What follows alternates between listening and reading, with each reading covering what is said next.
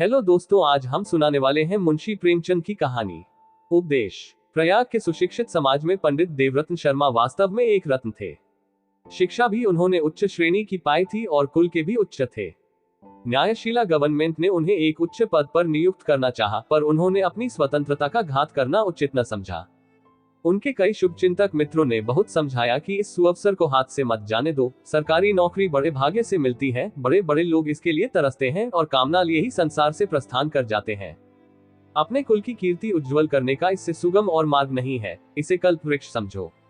विभव, संपत्ति, सम्मान और ख्याति, यह सब इसके दास है। रह गई देश सेवा, सो तुम ही देश के लिए क्यों प्राण देते हो। इस नगर में अनेक बड़े बड़े विद्वान और धनवान पुरुष हैं, जो सुख चैन से बंगलों में रहते और मोटरों पर हरहराते, धूल की आंधी उड़ाते घूमते हैं। क्या वे लोग देश सेवक नहीं हैं? जब आवश्यकता होती है या कोई अवसर आता है तो वे देश सेवा में निमग्न हो जाते हैं। अभी जब म्युनिसिपल चुनाव का झगड़ा छिड़ा तो मेयोहाल के हाथे में मोटरों का तांता लगा हुआ था। भवन के भीतर राष्ट्रीय गीतों और व्याख्यानों की भरमार थी, पर इनमें से कौन ऐसा है जिसने स्वार्थ को तिजांजलि दे रखी हो। संसार का नियम ही है कि पहले घर में दिया जलाकर तब मस्जिद में जलाया जाता है। सच्ची बात तो यह है कि यह जातीयता की चर्चा कुछ कॉलेज के विद्यार्थियों को ही शोभा देती है। जब संसार में प्रवेश हुआ तो कहां की जाति और कहां की जातीय चर्चा। संसार की यही रीति है। फिर तुम्ही को काजी बनने की क्या जरूरत। यदि सूक्ष्म दृष्टि से देखा जाए तो सरकारी पद पाकर मनुष्य अपने देश भाइयों की जैसी सच्ची सेवा कर सकता है, वैसी किसी अन्य व्यवस्था से कदापि नहीं कर सकता। एक दयालु दारोगा सैकड़ों जातीय सेवकों से अच्छा है। एक न्यायशील धर्मपरायण मजिस्ट्रेट सह जातीय दानवीरों से अधिक सेवा कर सकता है। इसके लिए केवल हृदय में लगन चाहिए। मनुष्य चाहे जिस अवस्था में हो, देश का हित साधन कर सकता है। इसीलिए अब अधिक आगा पीछा न करो, चटपट पद को स्वीकार कर लो। शर्मा जी को और युक्तियां कुछ न जंची, पर इस अंतिम युक्ति की सारगर्भिता से वह इनकार न कर सके। लेकिन फिर भी चाहे नियमपरायणता के कारण, चाहे केवल आलस्य के वश, जो बहुधा ऐसी दशा में जातीय सेवा का गौरव पा जाता है, उन्होंने नौकरी से अलग रहने में ही अपना कल्याण समझा। उनके इस स्वार्थ त्याग पर कॉलेज के नवयुवकों ने उन्हें खूब बधाइयां दी। इस आत्म विजय पर एक जातीय ड्रामा खेला गया, जिसके नायक हमारे शर्मा जी ही थे। समाज की उच्च श्रेणियों में इस आत्म त्याग की चर्चा हुई और शर्मा जी को अच्छी खासी ख्याति प्राप्त हो गई। इसी से वह कई वर्षों से जातीय सेवा में लीन रहते थे। इस सेवा का अधिक भाग समाचार पत्रों के अवलोकन में बीतता था, जो जातीय सेवा का ही एक विशेष अंग समझा जाता है। इसके अतिरिक्त वह पत्रों के लिए लेख लिखते, सभाएं करते और उनमें फड़कते हुए व्याख्यान देते थे। शर्मा जी फ्री लाइब्रेरी के सेक्रेटरी, स्टूडेंट्स एसोसिएशन के सभापति, सोशल सर्विस लीग के सहायक मंत्री और प्राइमरी एजुकेशन कमेटी के संस्थापक थे। कृषि संबंधी विषयों से उन्हें विशेष प्रेम था। पत्रों में जहां कहीं किसी नई खाद या किसी नवीन आविष्कार का वर्णन देखते, तत्काल उस पर लाल पेंसिल से निशान कर देते और अपने लेखों में उसकी चर्चा करते थे। किंतु शहर से थोड़ी दूर पर उनका एक बड़ा ग्राम होने पर भी वह अपने किसी असामी से परिचित न थे। यहां तक कि कभी प्रयाग के सरकारी कृषि क्षेत्र की सैर करने न गए थे। उसी मोहल्ले में एक लाला बाबूलाल रहते थे। वह एक वकील के मुहर्रिर थे। थोड़ी सी उर्दू हिंदी जानते थे और उसी से अपना काम भली भांति चला लेते थे। सूरत शक्ल के कुछ सुंदर न थे। उस शक्ल पर मऊ के चारखाने की लंबी अचकन और भी शोभा देती थी। जूता भी देशी ही पहनते थे। यद्यपि कभी कभी वे कड़वे तेल से उसकी सेवा किया करते, पर वह नीच स्वभाव के अनुसार उन्हें काटने से न चूकता था। बेचारे को साल के 6 महीने पैरों में मलहम लगानी पड़ती। बहुधा नंगे पांव कचहरी जाते, पर कंजूस कहलाने के भय से जूतों को हाथ में ले जाते। जिस ग्राम में शर्मा जी की जमींदारी थी, उसमें कुछ थोड़ा सा हिस्सा उनका भी था। इस नाते से कभी कभी उनके पास आया करते थे। हाँ, तातील के दिनों में गांव चले जाते। शर्मा जी को उनका आकर बैठना नागवार मालूम देता, विशेषकर जब वह फैशनेबल मनुष्यों की उपस्थिति में आ जाते। मुंशी जी भी कुछ ऐसी स्थूल दृष्टि के पुरुष थे कि उन्हें अपना अनमिलापन बिल्कुल दिखाई न देता। सबसे बड़ी आपत्ति ये थी, वे बराबर कुर्सी पर डट जाते, मानो हंसों में कौवा। उस समय मित्रगण अंग्रेजी में बातें करने लगते और बाबूलाल को क्षुद्र बुद्धि, झक्की, बोहम, बुद्धू आदि उपाधियों का पात्र बनाते। कभी कभी उनकी हंसी उड़ाते थे। शर्मा जी में इतनी सज्जनता अवश्य थी कि वे अपने विचारहीन मित्र को यथाशक्ति निरादर से बचाते थे। यथार्थ में बाबूलाल की शर्मा जी पर सच्ची भक्ति थी। एक तो वह बीए पास थे, दूसरे वह देशभक्त थे। बाबूलाल जैसे विद्याहीन मनुष्य का ऐसे रत्न को आदरणीय समझना कुछ अस्वाभाविक न था। एक बार प्रयाग में प्लेग का प्रकोप हुआ। शहर के रईस लोग निकल भागे। बेचारे गरीब चूहों की भांति पटापट मरने लगे। शर्मा जी ने भी चलने की ठानी, लेकिन सोशल सर्विस लीग के वे मंत्री ठहरे। ऐसे अवसर पर निकल भागने में बदनामी का भय था। बहाना ढूंढा। लीग के प्रायः सभी लोग कॉलेज में पढ़ते थे। उन्हें बुलाकर इन शब्दों में अपना अभिप्राय प्रकट किया, मित्रवृंद, आप अपनी जाति के दीपक हैं। आप ही इस मरणोन्मुख जाति के आशास्थल हैं। आज हम पर विपत्ति की घटाएं छाई हुई हैं। ऐसी अवस्था में हमारी आंखें आपकी ओर न उठे तो किसकी ओर उठेगी। मित्र, इस जीवन में देश सेवा के अवसर बड़े सौभाग्य से मिला करते हैं। कौन जानता है कि परमात्मा ने तुम्हारी परीक्षा के लिए ही यह वज्रप्रहार किया हो। जनता को दिखा दो कि तुम वीरों का हृदय रखते हो, जो कितने ही संकट पड़ने पर भी विचलित नहीं होता। हाँ, दिखा दो कि वह वीर प्रस्विनी पवित्र भूमि जिसने हरिश्चंद्र और भरत को उत्पन्न किया, आज भी शून्यगर्भा नहीं है। जिस जाति के युवकों में अपने पीड़ित भाइयों के प्रति ऐसी करुणा और यह अटल प्रेम है, वह संसार में सदैव यश कीर्ति की भागी रहेगी। आइए हम कमर बांधकर कर्म क्षेत्र में उतर पड़े। इसमें संदेह नहीं कि काम कठिन है, राह बीहड़ है। आपको अपने आमोद प्रमोद, अपने हॉकी टेनिस, अपने मिल और मिल्टन को छोड़ना पड़ेगा। तुम जरा हिचकोगे, हटोगे और मुंह फेर लोगे, परंतु भाइयों, जातीय सेवा का स्वर्गीय आनंद सहज में नहीं मिल सकता। हमारा पुरुषत्व, हमारा मनोबल, हमारा शरीर यदि जाति के काम न आवे तो वह व्यर्थ है। मेरी प्रबल आकांक्षा थी कि इस शुभ कार्य में मैं तुम्हारा हाथ बटा सकता, पर आज ही देहातों में भी बीमारी फैलने का समाचार मिला है। अतएव मैं यहाँ का काम आपके सुयोग्य सुदृढ़ हाथों में सौंपकर देहात में जाता हूँ कि यथासाध्य देहाती भाइयों की सेवा करूं। मुझे विश्वास है कि आप सहर्ष मातृभूमि के प्रति अपना कर्तव्य पालन करेंगे। इस तरह गला छुड़ाकर शर्मा जी संध्या समय स्टेशन पहुंचे, पर मन कुछ मलिन था। वे अपनी इस कायरता और निर्बलता पर मन ही मन लज्जित थे। संयोगवश स्टेशन पर उनके एक वकील मित्र मिल गए। ये वही वकील थे जिनके आश्रय में बाबूलाल का निर्वाह होता था। ये भी भागे जा रहे थे। बोले, कहिए शर्मा जी, किधर चले? क्या भाग खड़े हुए? शर्मा जी पर घड़ों पानी पड़ गया, पर संभल कर बोले, भागू क्यों? वकील, सारा शहर क्यों भागा जा रहा है? शर्मा जी, मैं ऐसा काय नहीं हूं। वकील, यार क्यों बात बनाते हो? अच्छा बताओ, कहाँ जाते हो? शर्मा जी, देहातों में बीमारी फैल रही है, वहां कुछ रिलीफ का काम करूंगा। वकील, ये बिल्कुल झूठ है। अभी मैं डिस्ट्रिक्ट गजट देख के चला आता हूँ। शहर के बाहर कहीं बीमारी का नाम नहीं है। शर्मा जी निरुत्तर होकर भी विवाद कर सकते थे। बोले, गजट को आप देववाणी समझते होंगे, मैं नहीं समझता। वकील, आपके कान में तो आकाश के दूत कह गए होंगे। साफ साफ क्यों नहीं कहते कि जान के डर से भागा जा रहा हूं? शर्मा जी, अच्छा मान लीजिए यही सही, तो क्या पाप कर रहा हूं? सबको अपनी जान प्यारी होती है। वकील, हाँ, अब आए राह पर। यह मर्दों की सी बात है। अपने जीवन की रक्षा करना शास्त्रा का पहला नियम है। लेकिन अब भूल कर भी देशभक्ति की डींग न मारिएगा। इस काम के लिए बड़ी दृढ़ता और आत्मिक बल की आवश्यकता है। स्वार्थ और देशभक्ति में विरोधात्मक अंतर है। देश पर मिट जाने वाले को देश सेवक का सर्वोच्च पद प्राप्त होता है। वाचालता और कोरी कलम घिसने से देश सेवा नहीं होती। कम से कम मैं तो अखबार पढ़ने को ये गौरव नहीं दे सकता। अब कभी बढ़ बढ़कर बातें न कीजिएगा। आप लोग अपने सिवा सारे संसार को स्वार्थांत समझते हैं, इसी से कहता हूं। शर्मा जी ने उद्दंडता का कुछ उत्तर न दिया। घृणा से मुंह फेर कर गाड़ी में बैठ गए। तीसरे ही स्टेशन पर शर्मा जी उतर पड़े। वकील की कठोर बात से खिन्न हो रहे थे। चाहते थे कि उसकी आंख बचाकर निकल जाया, पर देख ही लिया और हंसकर बोला, क्या आपके ही गांव में प्लेग का दौरा हुआ है? शर्मा जी ने कुछ उत्तर न दिया। बहली पर जा बैठे। कई बेगाड़ हाजिर थे। उन्होंने असबाब उठाया। फागुन का महीना था। आमों के बौर से महकती हुई मंद मंद वायु चल रही थी।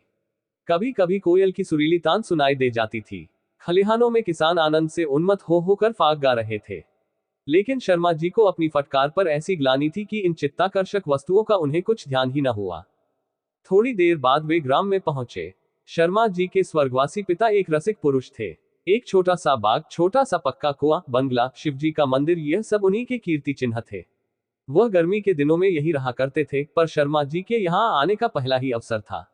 बेगारियों ने चारों तरफ सफाई कर रखी थी। शर्मा जी बहली से उतरकर सीधे बंगले में चले गए। सैकड़ों असामी दर्शन करने आए थे, पर वह उनसे कुछ न बोले। घड़ी रात जाते जाते शर्मा जी के नौकर टमटम लिए आ पहुंचे। कहा, साइस और रसोया महाराज तीनों ने असामियों को इस दृष्टि से देखा मानो वह उनके नौकर हैं। साइस ने एक मोटे ताजे किसान से कहा, घोड़े को खोल दो।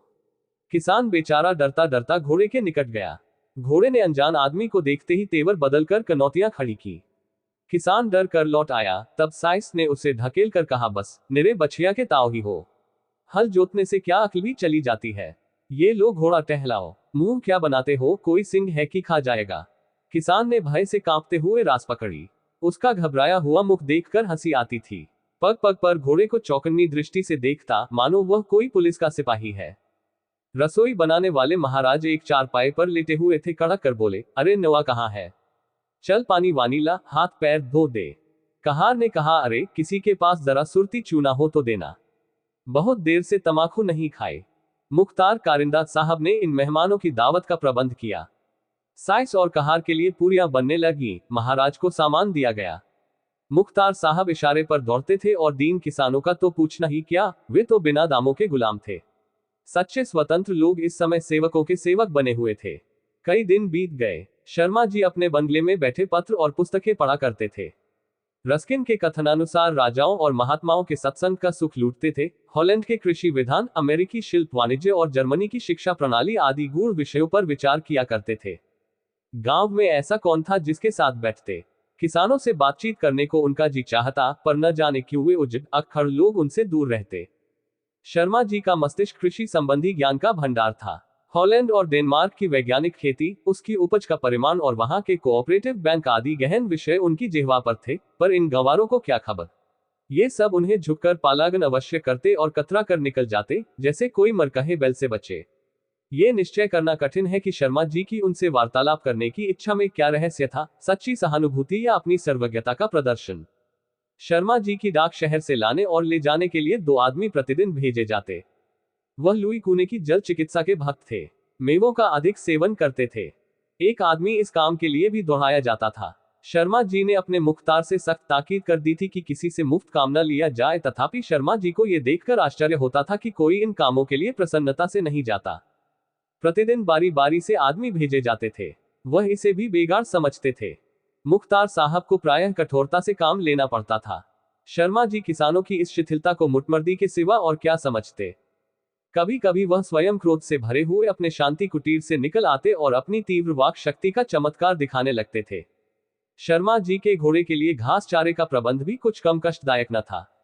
रोज संध्या समय डांट डपट और रोने चिल्लाने की आवाज उन्हें सुनाई देती थी। एक कोलाहल सा मच जाता था, पर वह इस संबंध में अपने मन को इस प्रकार समझा लेते थे कि घोड़ा भूखों नहीं मर सकता, घास का दाम दे दिया जाता है, यदि इस पर भी ये हाय हाय होती है तो हुआ करे। शर्मा जी को ये कभी नहीं सूझी कि जरा चमारों से पूछ ले कि घास का दाम मिलता है या नहीं। ये सब व्यवहार देख देख कर उन्हें अनुभव होता जाता था कि देहाती बड़े मुट्टिमरद बदमाश हैं। इनके विषय में मुख्तार साहब जो कुछ कहते हैं वह यथार्थ है। पत्रों और व्याख्यानों में उनकी अवस्था पर व्यर्थ गुलगपाड़ा मचाया जाता है। ये लोग इसी बर्ताव के योग्य हैं। जो इनकी दीनता और दरिद्रता का राग अलापते हैं, वह सच्ची अवस्था से परिचित नहीं है। एक दिन शर्मा जी महात्माओं की संगति से उकताकर सैर को निकले। घूमते फिरते खलिहानों की तरफ निकल गए। वहां आम के वृक्ष के नीचे किसानों की गाढ़ी कमाई के सुनहरे ढेर लगे हुए थे। चारों ओर भूसे की आंधी सी उड़ रही थी। बैल अनाज का एक गल खा लेते थे। ये सब उन्हीं की कमाई है। उनके मुंह में आज चाबी देना बड़ी कृतघ्नता है। गांव के बड़ाई, चमार, धोबी और कुम्हार अपना वार्षिक कर उगाहने के लिए जमा थे। एक और नट ढोल बजा बजा कर अपने करतब दिखा रहा था। कवीश्वर महाराज की अतुल काव्य शक्ति आज उमंग पर थी। शर्मा जी इस दृश्य से बहुत प्रसन्न हुए, परंतु इस उल्लास में उन्हें अपने कई सिपाही दिखाई दिए जो लठ लिए अनाज के ढेरों के पास जमा थे। पुष्पोटिका में ठूंठ जैसा भद्दा दिखाई देता है अथवा ललित संगीत में जैसे कोई बेसुरी तान कानों को अप्रिय लगती है, उसी तरह शर्मा जी की सहृदयतापूर्ण दृष्टि में ये मडराते हुए सिपाही दिखाई दिए। उन्होंने निकट जाकर एक सिपाही को बुलाया। उन्हें देखते ही सबके सब पगड़ियां संभालते दौड़े। शर्मा जी ने पूछा, तुम लोग यहाँ इस तरह क्यों बैठे हो? एक सिपाही ने उत्तर दिया, सरकार, हम लोग असामियों के सिर पर सवार न रहें तो एक कौड़ी वसूल न हो। अनाज घर में जाने की देर है, फिर वह सीधे बात भी न करेंगे, बड़े सरकश लोग हैं। हम लोग रात की रात बैठे रहते हैं। इतने पर भी जहां आंख झपकी ढेर गायब हुआ। शर्मा जी ने पूछा, तुम लोग यहाँ कब तक रहोगे? एक सिपाही ने उत्तर दिया, हुजूर, बनियों को बुलाकर अपने सामने अनाज तौलाते हैं। जो कुछ मिलता है उसमें से लगान काट कर बाकी असामी को देते हैं। शर्मा जी सोचने लगे, जब ये हाल है तो इन किसानों की अवस्था क्यों न खराब हो। ये बेचारे अपने धन के मालिक नहीं हैं। उसे अपने पास रखकर अच्छे अवसर पर नहीं बेच सकते। इस कष्ट का निवारण कैसे किया जाए? यदि मैं इस समय इनके साथ रियायत कर दूं तो लगान कैसे वसूल होगा? इस विषय पर विचार करते हुए वहां से चल दिए। सिपाहियों ने साथ चलना चाहा, पर उन्होंने मना कर दिया। भीड़ भाड़ से उन्हें उलझन होती थी। अकेले ही गांव में घूमने लगे। छोटा सा गांव था, पर सफाई का कहीं नाम न था। चारों ओर से दुर्गंध उठ रही थी।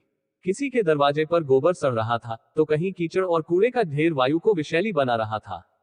घरों के पास ही घूर पर खाद के लिए गोबर फेंका हुआ था, जिससे गांव में गंदगी फैलने के साथ साथ खाद का सारा अंश धूप और हवा के साथ गायब हो जाता था। गांव के मकान तथा रास्ते बेसिलसिले, बेढंगे तथा टूटे फूटे थे। मोरियों से गंदे पानी के निकास का कोई प्रबंध न होने की वजह से दुर्गंध से दम घुटता था। शर्मा जी ने नाक पर रूमाल लगा ली। सांस रोककर तेजी से चलने लगे। बहुत जी घबराया तो दौड़े और हाँफते हुए एक सघन नीम के वृक्ष की छाया में आकर खड़े हो गए। अभी अच्छी तरह सांस भी न लेने पाए थे कि बाबूलाल ने आकर पालागन किया और पूछा, क्या कोई सांड था? शर्मा जी सांस खींचकर बोले, सांड से अधिक भयंकर विषैली हवा थी। ओह, ये लोग ऐसी गंदगी में रहते हैं। बाबूलाल रहते क्या हैं, किसी तरह जीवन के दिन पूरे करते हैं। शर्मा जी, पर यह स्थान तो साफ है। बाबूलाल जी, हाँ, इस तरफ गांव के किनारे तक साफ जगह मिलेगी। शर्मा जी, तो उधर इतना मैला क्यों है? बाबूलाल, गुस्ताखी माफ हो तो कहून। शर्मा जी हंसकर बोले, प्राणदान मांगा होता। सच बताओ, क्या बात है? एक तरफ ऐसी स्वच्छता और दूसरी तरफ वह गंदगी। बाबूलाल, यह मेरा हिस्सा है और वह आपका हिस्सा है। मैं अपने हिस्से की देख रेख स्वयं करता हूं, पर आपका हिस्सा नौकरों की कृपा के अधीन है। शर्मा जी, अच्छा ये बात है। आखिर आप क्या करते हैं? बाबूलाल, और कुछ नहीं, केवल ताकीद करता रहता हूँ।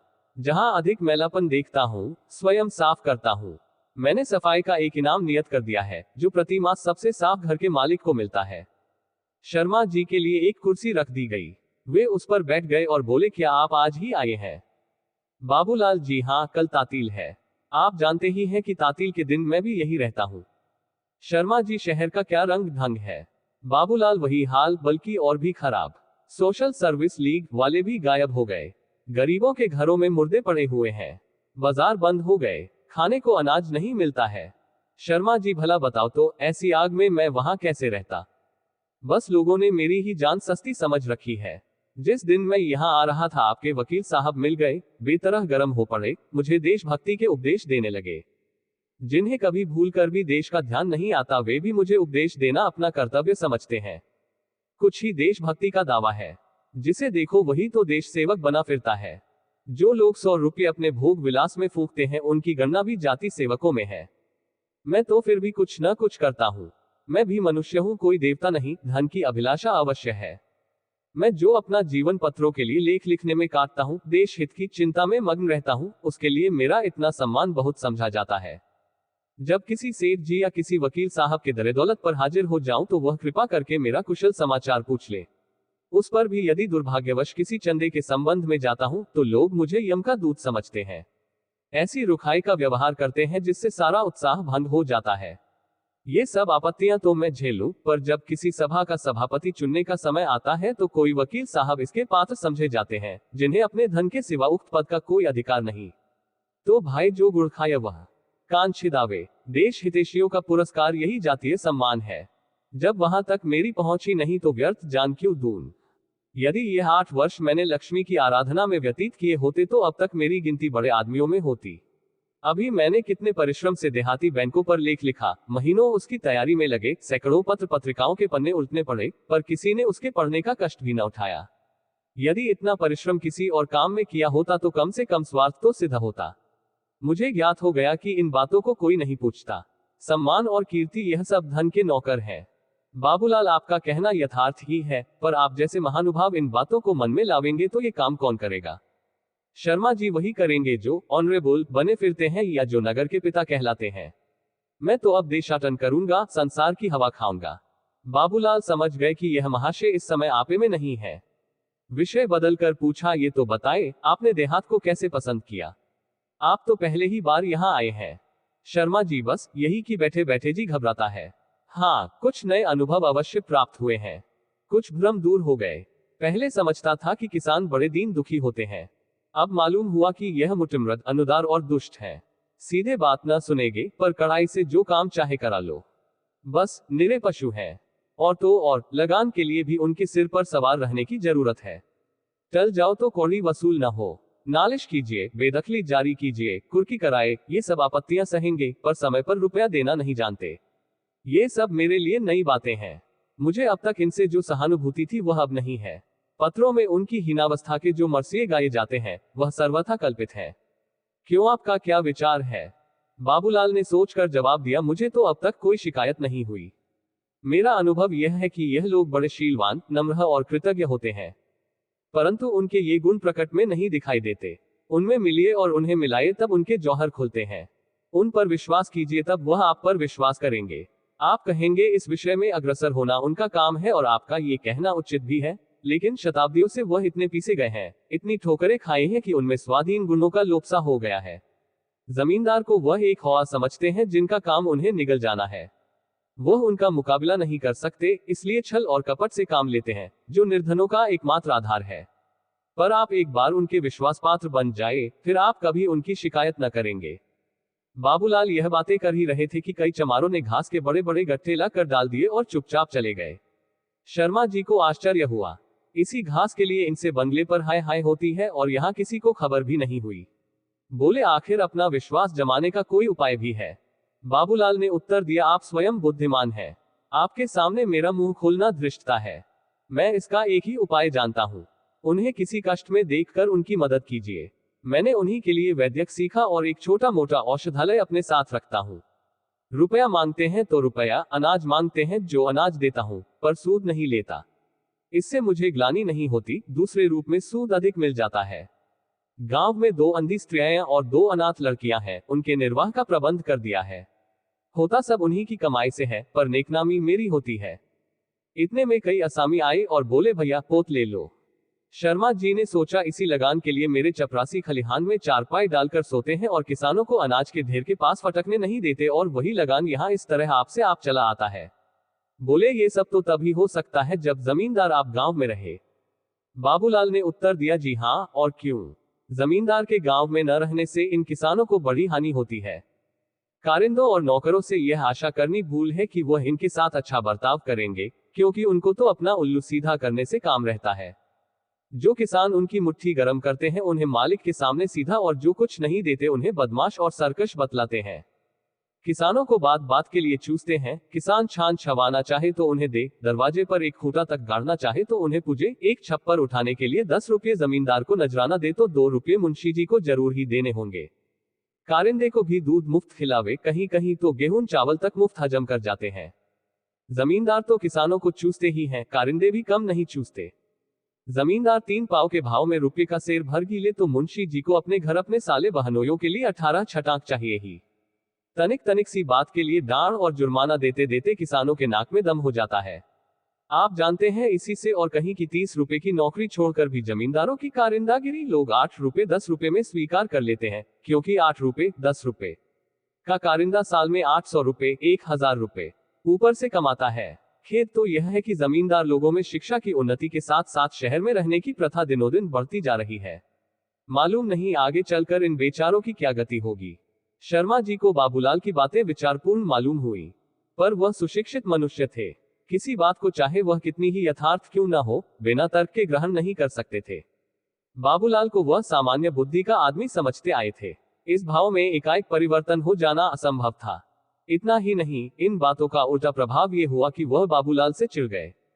उन्हें ऐसा प्रतीत हुआ कि बाबूलाल अपने सुप्रबंध के अभिमान में मुझे तुच्छ समझता है, मुझे ज्ञान सिखाने की चेष्टा करता है।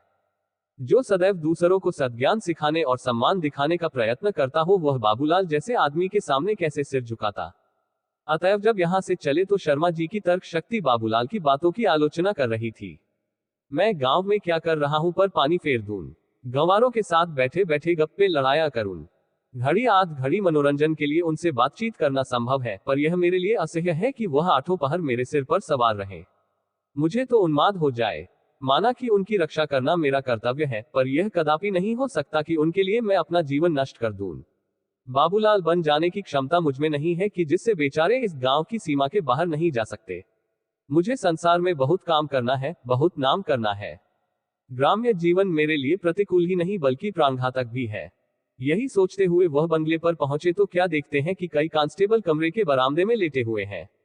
मुख्तार साहब शर्मा जी को देखते ही आगे बढ़कर बोले, हुजूर। बड़े दारोगा जी छोटे दारोगा जी के साथ आए हैं। मैंने उनके लिए पलंग कमरे में ही बिछवा दिए हैं। ये लोग जब इधर आ जाते हैं तो ठहरा करते हैं। देहात में इनके योग्य स्थान और कहाँ है। अब मैं इनसे कैसे कहता कि कमरा खाली नहीं है। हुजूर का पलंग ऊपर बिछा दिया है। शर्मा जी अपने अन्य देश हित चिंतक भाइयों की भांति पुलिस के घोर विरोधी थे। पुलिस वालों के अत्याचारों के कारण उन्हें बड़ी घृणा की दृष्टि से देखते थे। उनका सिद्धांत था कि यदि पुलिस का आदमी प्यास से भी मर जाए तो उसे पानी न देना चाहिए। अपने कारिंदे से यह समाचार सुनते ही उनके शरीर में आग सी लग गई। कारिंदे की ओर लाल आंखों से देखा और लपक कर कमरे की ओर चले कि बेईमानों का बोरिया बांधना उठाकर फेंक दूं। वाह, मेरा घर न हुआ कोई होटल हुआ। आकर डट गए। तेवर बदले हुए बरामदे में जा पहुंचे कि इतने में छोटे दारोगा बाबू कोकिला सिंह ने कमरे से निकलकर पालागन किया और हाथ बढ़ाकर बोले, अच्छी साइड से चला था कि आपके दर्शन हो गए। आप मुझे भूल तो न गए होंगे। यह महाशय 2 साल पहले सोशल सर्विस लीग के उत्साही सदस्य थे। इंटरमीडिएट फेल हो जाने के बाद पुलिस में दाखिल हो गए थे। शर्मा जी ने उन्हें देखते ही पहचान लिया। क्रोध शांत हो गया। मुस्कुराने की चेष्टा करके बोले, भूलना बड़े आदमियों का काम है। मैंने तो आपको दूर ही से पहचान लिया था। कहिए, इसी थाने में है क्या? कोकिला सिंह बोले, जी हाँ, आजकल यही हूँ। आइए आपको दारोगा जी से इंट्रोड्यूस परिचय करा दूं। भीतर आराम कुर्सी पर लेटे दारोगा जुल्फिकार अली खां हुक्का पी रहे थे। बड़े डील डॉल के मनुष्य थे। चेहरे से रोब टपकता था। शर्मा जी को देखते ही उठकर हाथ मिलाया और बोले, जनाब से नियाज हासिल करने का शौक मुद्दत से था। आज खुशनसीब मौका भी मिल गया। इस मुदाखिलत बेजा को मुआफ फरमाइएगा। शर्मा जी को आज मालूम हुआ कि पुलिस वालों को अशिष्ट कहना अन्याय है। हाथ मिलाकर बोले, यह आप क्या फरमाते हैं, यह आपका घर है। पर इसके साथ ही पुलिस पर आक्षेप करने का ऐसा अच्छा अवसर हाथ से नहीं जाने देना चाहते थे। कोकिला सिंह से बोले, आपने तो पिछले साल कॉलेज छोड़ा है, लेकिन आपने नौकरी भी की तो पुलिस की। बड़े दारोगा जी ये ललकार सुनकर संभल बैठे और बोले, क्यों जनाब, क्या पुलिस ही सारे मुहकमों से गया गुजरा है? ऐसा कौन सा सेगा है जहां रिश्वत का बाजार गर्म नहीं? अगर आप ऐसे एक भी सेगा का नाम बता दीजिए तो मैं ताउम्र आपकी गुलामी करूं। मुलाजमत करके रिश्वत लेना मुहाल है। तामील के सेगे को बेलौस कहा जाता है, मगर मुझको इसका खूब तजर्बा हो चुका है। अब मैं किसी रास्तबाजी के दावे को तस्लीम नहीं कर सकता। और दूसरे सेगों की निस्बत तो मैं नहीं कह सकता, मगर पुलिस में जो रिश्वत नहीं लेता उसे मैं अहमक समझता हूँ। मैंने 2-1 दयानतदार सब इंस्पेक्टर देखे हैं, पर उन्हें हमेशा तबाह देखा। कभी मातुई, कभी मुअत्तल, कभी बर्खास्त। चौकीदार और कांस्टेबल बेचारे थोड़ी औकात के आदमी हैं, इनका गुजारा क्यों हो? वही हमारे हाथ पांव हैं, उन्हीं पर हमारी नेकनामी का दारमदार है। जब वह खुद भूखों मरेंगे तब हमारी मदद करेंगे। जो लोग हाथ बढ़ा कर लेते हैं, खुद खाते हैं, दूसरों को खिलाते हैं, अफसरों को खुश रखते हैं, उनका शुमार कारगुजार नेकनाम आदमियों में होता है। मैंने तो यही अपना वसूल बना रखा है और खुदा का शुक्र है कि अफसर और मातहत सभी खुश हैं। शर्मा जी ने कहा, इसी वजह से तो मैंने ठाकुर साहब से कहा था कि आप क्यों इस सेगे में आए। जुल्फिकार अली खां गरम होकर बोले, आए तो मुहकमे पर कोई एहसान नहीं किया। किसी दूसरे सेगे में होते तो अभी तक ठोकरे खाते होते, नहीं तो घोड़े पर सवार नौशा बने घूमते हैं। मैं तो बात सच्ची कहता हूं, चाहे किसी को अच्छी लगे या बुरी। इनसे पूछिए, हराम की कमाई अकेले आज तक किसी को हजम हुई है? यह नए लोग जो आते हैं उनकी यह आदत होती है कि जो कुछ मिले अकेले ही हजम कर ले। चुपके चुपके लेते हैं और थाने के अहलकार मुंह ताकते रह जाते हैं। दुनिया की निगाह में ईमानदार बनना चाहते हैं, पर खुदा से नहीं डरते। अब जब हम खुदा ही से नहीं डरते तो आदमियों का क्या खौफ? ईमानदार बनना हो तो दिल से बनो। सच्चाई का स्वांग क्यों भरते हो? ये हजरत छोटी छोटी रकमों पर गिरते हैं। मारे अगरूर के किसी आदमी से राय तो लेते नहीं। जहां आसानी से 100 रुपये मिल सकते हैं वहां 5 रुपये में बुलबुल हो जाते हैं। कहीं दूध वाले के दाम मार लिए, कहीं हजराम के पैसे दबा लिए, कहीं बनिए से निर्ख के लिए झगड़ बैठे। यह अफसरी नहीं, लुच्चापन है, गुनाह बेलजत, फायदा तो कुछ नहीं, बदनामी मुफ्त। मैं बड़े बड़े शिकारों पर निगाह रखता हूँ। ये पिद्दी और बटेर मातहतों के लिए छोड़ देता हूँ। हलफ से कहता हूँ, गरज बुरी शय है। रिश्वत देने वालों से ज्यादा अहमक अंधे आदमी दुनिया में न होंगे। ऐसे कितने ही उल्लू आते हैं जो महज ये चाहते हैं कि मैं उसके किसी पट्टीदार या दुश्मन को 2-4 खोटी खरी सुना दूं। कई ऐसे बेईमान जमींदार आते हैं जो यह चाहते हैं कि वह असामियों पर जुल्म करते रहें और पुलिस दखल न दे। इतने ही के लिए वह सैकड़ों रुपये मेरी नजर करते हैं और खुशामद घालू में। ऐसे अक्ल के दुश्मनों पर रहम करना हिमाकत है। जिले में मेरे इस इलाके को सोने की खान कहते हैं। इस पर सबके दांत रहते हैं। रोज एक न एक शिकार मिलता रहता है। जमींदार निरे जाहिल लंट, जरा जरा सी बात पर फौजदारियां कर बैठते हैं। मैं तो खुदा से दुआ करता रहता हूं कि यह हमेशा इसी जहालत के गड़े में पड़े रहें। सुनता हूं कोई साहब आम तालीम का सवाल पेश कर रहे हैं, उस भलेमानुस को न जाने क्या धुन है। शुक्र है कि हमारी आली फहम सरकार ने नामंजूर कर दिया। बस इस सारे इलाके में एक यही आपका पट्टीदार अलबत्ता समझदार आदमी है। उसके यहाँ मेरी या और किसी की दाल नहीं गलती, और लुत्फ ये कि कोई उससे नाखुश नहीं, बस मीठी मीठी बातों से मन भर देता है। अपने असामियों के लिए जान देने को हाजिर, और हलफ से कहता हूं कि अगर मैं जमींदार होता तो इसी शख्स का तरीका अख्तियार करता। जमींदार का फर्ज है कि अपने असामियों को जुल्म से बचाए, उन पर शिकारियों का वार न होने दे। बेचारे गरीब किसानों की जान के तो सभी ग्राहक होते हैं, और हलफ से कहता हूं उनकी कमाई उनके काम नहीं आती। उनकी मेहनत का मजा हम लूटते हैं। यो तो जरूरत से मजबूर होकर इंसान क्या नहीं कर सकता, पर हक यह है कि इन बेचारों की हालत वाकई रहम के काबिल है, और जो शख्स उनके लिए सीना सिपर हो सके उसके कदम चूमने चाहिए। मगर मेरे लिए तो वही आदमी सबसे अच्छा है जो शिकार में मेरी मदद करे। शर्मा जी ने इस बकवाद को बड़े ध्यान से सुना। वह रसिक मनुष्य थे, इसकी मार्मिकता पर मुग्ध हो गए। सहृदयता और कठोरता के ऐसे विचित्र मिश्रण से उन्हें मनुष्यों के मनोभावों का एक कौतूहलजनक परिचय प्राप्त हुआ। ऐसी वक्तृता का उत्तर देने की कोशिश करना व्यर्थ था। बोले, क्या कोई तहकीकात है या महज गश्त? दारोगा जी बोले, जी नहीं, महज गश्त। आजकल किसानों के फसल के दिन है, यही जमाना हमारी फसल का भी है। शेर को भी तो मांद में बैठे बैठे शिकार नहीं मिलता, जंगल में घूमता है। हम भी शिकार की तलाश में हैं। किसी पर खुफिया फरोशी का इल्जाम लगाया, किसी को चोरी का माल खरीदने के लिए पकड़ा, किसी को हमलहराम का झगड़ा उठाकर फांसा। अगर हमारे नसीब से डाका पड़ गया तो हमारी पांचों अंगुलियां घी में समझिए। डाकू तो नोच खसोट कर भागते हैं, असली डाका हमारा पड़ता है। आसपास के गांव में झाड़ी फेर देते हैं। खुदा से शबोरोज दुआ किया करते हैं कि परवरदिगार कहीं से रिजक भेज, झूठे सच्चे डाके की खबर आवे। अगर देखा कि तकदीर पर शाकिर रहने से काम नहीं चलता तो तदबीर से काम लेते हैं। जरा से इशारे की जरूरत है, डाका पड़ते क्या देर लगती है। आप मेरी साफगोई पर हैरान होते होंगे।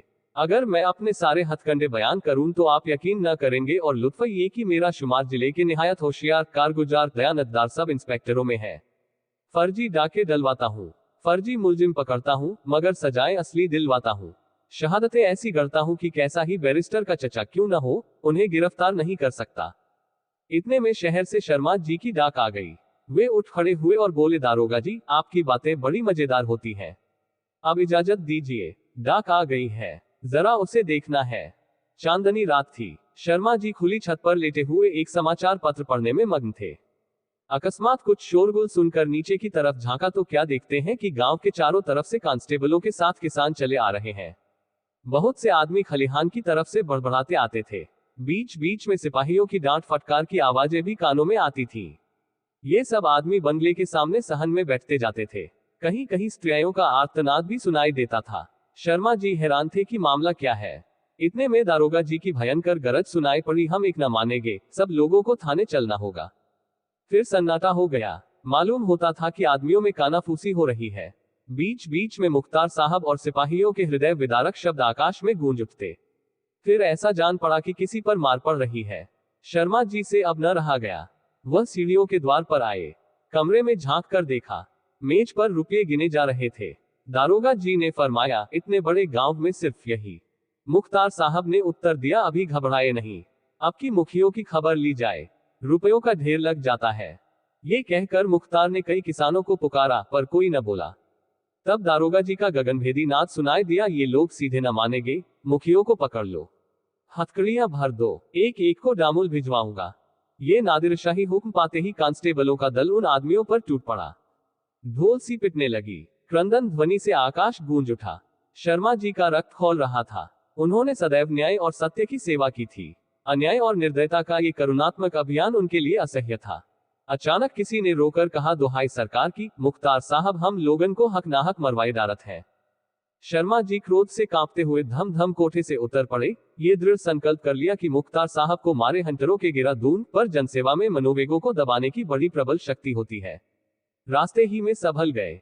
मुख्तार को बुलाकर कहा, मुंशी जी, आपने ये क्या गुलगपाड़ा मचा रखा है? मुख्तार ने उत्तर दिया, हुजूर, दारोगा जी ने इन्हें एक डाके की तहकीकात में तलब किया है। शर्मा जी बोले, जी हाँ, इस तहकीकात का अर्थ मैं खूब समझता हूँ। घंटे भर से इसका तमाशा देख रहा हूँ। तहकीकात हो चुकी या कसर बाकी है? मुख्तार ने कहा, हुजूर, दारोगा जी जाने मुझे क्या मतलब। दारोगा जी बड़े चतुर पुरुष थे। मुख्तार साहब की बातों से उन्होंने समझा था कि शर्मा जी का स्वभाव भी अन्य जमींदारों के सदृश है, इसलिए वह बेखटके थे, पर इस समय उन्हें अपनी भूल ज्ञात हुई। शर्मा जी के तेवर देखे, नेत्रों से क्रोधाग्नि की ज्वाला निकल रही थी। शर्मा जी की शक्तिशालीनता से भली भांति परिचित थे। समीप आकर बोले, आपके इस मुख्तार ने मुझे बड़ा धोखा दिया, वरना मैं हलफ से कहता हूं कि यहाँ यह आग न लगती। आप मेरे मित्र बाबू कोकिला सिंह के मित्र हैं और इस नाते से मैं आपको अपना मुरब्बी समझता हूं, पर इस नामर्दूद बदमाश ने मुझे बड़ा चकमा दिया। मैं भी ऐसा हमक था कि इसके चक्कर में आ गया। मैं बहुत नादिम हूं कि हिमाकत के बाइस जनाब को इतनी तकलीफ हुई। मैं आपसे मुआफी का साइल हूं। मेरी एक दोस्ताना इल्तमाश यह है कि जितनी जल्दी मुमकिन हो इस शख्स को बरतरफ कर दीजिए। यह आपकी रियासत को तबाह किए डालता है।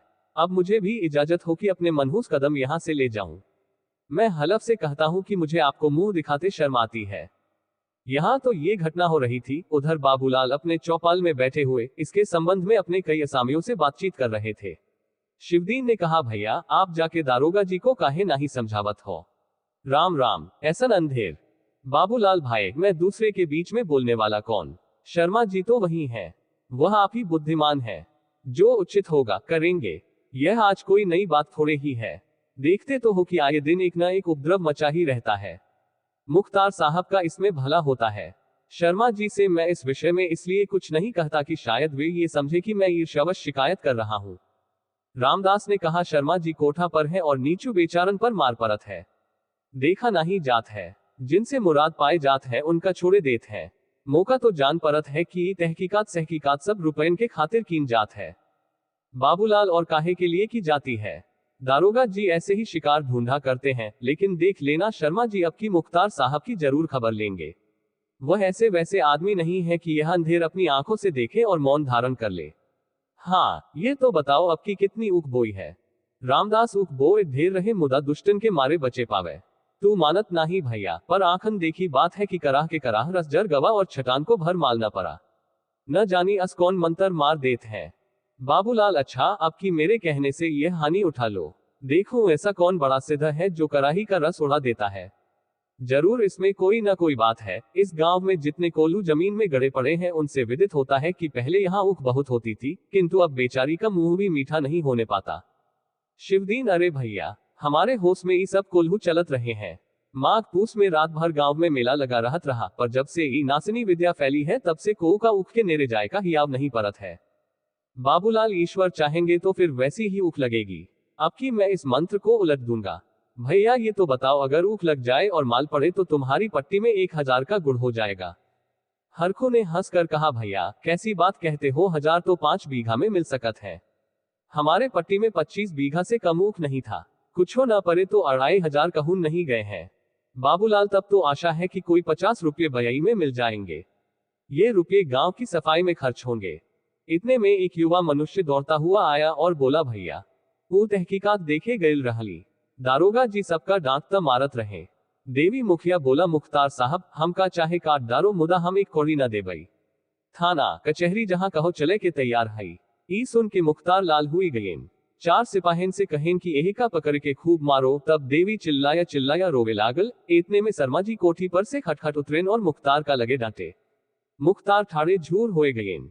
दारोगा जी धीरे से घोड़ा मंगवाए के भागन। मनई शर्मा जी का असीसत चला जात है। बाबूलाल, ये तो मैं पहले ही कहता था कि शर्मा जी से यह अन्याय न देखा जाएगा। इतने में दूर से एक लालटेन का प्रकाश दिखाई दिया। एक आदमी के साथ शर्मा जी आते हुए दिखाई दिए।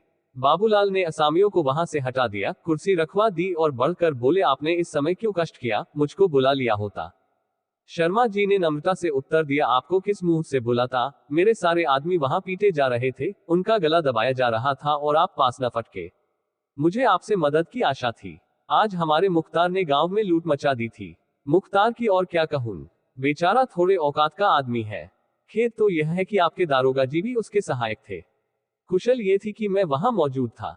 बाबूलाल, बहुत लज्जित हूं कि इस अवसर पर आपकी कुछ सेवा न कर सका, पर बात यह है कि मेरे वहां जाने से मुख्तार साहब और दारोगा दोनों ही अप्रसन्न होते। मुख्तार मुझसे कई बार कह चुके हैं कि आप मेरे बीच में न बोला कीजिए। मैं आपसे कभी गांव की दशा इस भय से न कहता था कि शायद आप समझे कि मैं ईर्ष्या के कारण ऐसा कहता हूं। यहाँ ये कोई नई बात नहीं है। आए दिन ऐसी ही घटनाएं होती रहती हैं, और कुछ इसी गांव में नहीं, जिस गांव को देखिए यही दशा है। इन सब आपत्तियों का एकमात्र कारण यह है कि देहातों में कर्मपरायण, विद्वान और नीतिज्ञ मनुष्यों का अभाव है। शहर के सुशिक्षित जमींदार, जिनसे उपकार की बहुत कुछ आशा की जाती है, सारा काम कारिंदों पर छोड़ देते हैं। रहे देहात के जमींदार सो निरक्षर भट्टाचार्य हैं। अगर कुछ थोड़े बहुत पढ़े भी हैं तो अच्छी संगति न मिलने के कारण उनमें बुद्धि का विकास नहीं है। कानून के थोड़े से दफे सुना लिए हैं, बस उसी की रट लगाया करते हैं। मैं आपसे सत्य कहता हूं, मुझे जरा भी खबर होती तो मैं आपको सचेत कर दिया होता। शर्मा जी, खैर ये बला तो टली, पर मैं देखता हूं कि इस ढंग से काम न चलेगा।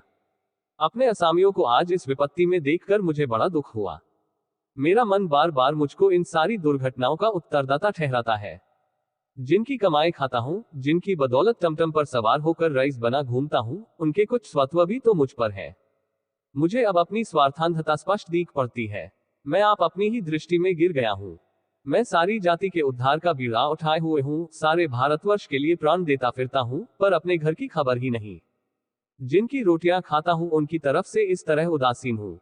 अब इस दुरवस्था को समूल नष्ट करना चाहता हूँ। इस काम में मुझे आपकी सहायता और सहानुभूति की जरूरत है। मुझे अपना शिष्य बनाए। मैं याचक भाव से आपके पास आया हूँ। इस भार को संभालने की शक्ति मुझमें नहीं। मेरी शिक्षा ने मुझे किताबों का कीड़ा बनाकर छोड़ दिया और मन के मोदक खाना सिखाया। मैं मनुष्य नहीं, किंतु नियमों का पोथा हूँ। आप मुझे मनुष्य बनाए, मैं अब यही रहूंगा, पर आपको भी यही रहना पड़ेगा। आपकी जो हानि होगी उसका भार मुझ पर है। मुझे सार्थक जीवन का पाठ पढ़ाए। आपसे अच्छा गुरु मुझे न मिलेगा। संभव है कि आपका अनुगामी बनकर मैं अपना कर्तव्य पालन करने योग्य हो जाऊं।